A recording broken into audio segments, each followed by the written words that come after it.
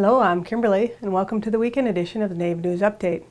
It's Friday, September 12th, and many of the stories you'll hear here can be found at IndianCountryNews.com. And here's the news for the day from the Associated Press and other Native news sources. Seneca Resorts and Casinos will once again host the Native American Music Awards. This year's 15th anniversary show will be on November 14th. This is the seventh consecutive year that the Seneca Resorts and Casinos will host the award show, but the first time that the program will be held at the Seneca Allegheny Event Center in Salamanca, New York. Tickets are $15 and go on sale September 15th at noon. Tickets are available at select Seneca Casino retail outlets, Ticketmaster.com, all Ticketmaster locations, or by phone at 1-800-745-3000. For more information, you can check out NativeAmericanMusicAwards.com. According to Harrison D. Clay, Education Director for the White Mountain Apache Tribe, women have the power to inspire and mold youth. With this in mind, the WMAT Education Department honored Apache women who have pursued higher education during the 89th Annual White Mountain Apache Fair and Rodeo held on Labor Day weekend. This year's theme was honoring Apache women, generations of strength, wisdom, and nurturing. About 90 women were honored in the display, including WMAT Councilwomen Elvina Bush and Colleen Fadden, Navajo County Supervisor Dawn F. Whitesinger, Dr. Ray Gocklish, Principal of John F. Kennedy School, and Tenil Marley, Assistant Professor at Arizona State University. Jim Thorpe, a world-renowned athlete with ties to Carlisle Indian School, struggled to win the movie studios over to hiring Native American actors to play Indians in Westerns.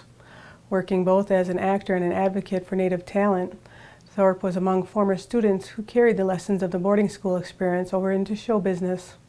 The influence the school had over Native Americans in the entertainment industry is a subject of the Carlisle Journeys conference scheduled for October 10th through the 11th. The public is invited to attend this free two-day forum on American Indians and show business at the Cumberland County Historical Society in Carlisle, Pennsylvania. The Historical Society is working with the University of East Anglia in Norwich, England, to plan what will be the first in a series of conferences held every 2 years to focus on the far-reaching influence the Carlisle Indian School had on Native peoples and society as a whole. From 1879 to 1918, more than 10,000 students attended the Carlisle Indian School.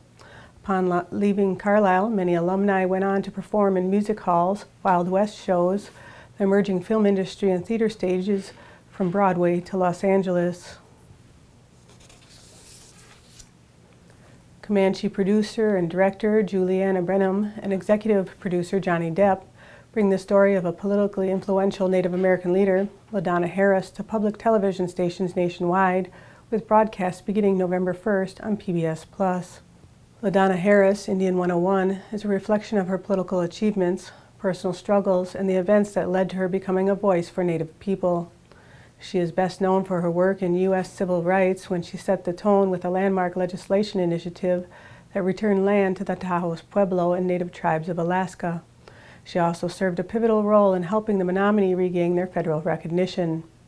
Her trailblazing efforts began when President Lyndon B. Johnson selected her to educate both the executive and legislative branches of the U.S. government on the unique relationship that American Indian tribes held with our nation. This education course was effectively called Indian 101 and was taught to members of Congress and other federal agencies for over 35 years. The 32nd Annual Gathering of Nations, to be held in Albuquerque, New Mexico, between April 23rd and 25th of 2015, has been designated as one of the top 100 events in North America for 2015 by the American Bus Association for its 5th year. ABA's 2015 Top 100 Events Selection Committee chose the Gathering of Nations, the world's largest gathering of Native American and Indigenous people, from hundreds of events nominations submitted by ABA members. Judges considered the event's broad appeal, its accessibility to motor coaches, and skill at handling large groups, and a variety of other relevant criteria when developing the list. For more information, you can check out gatheringofnations.com. And that's another roundup of news from Indian Country on this edition of the Native News Update. I'd like to thank you for joining me and have a grand day.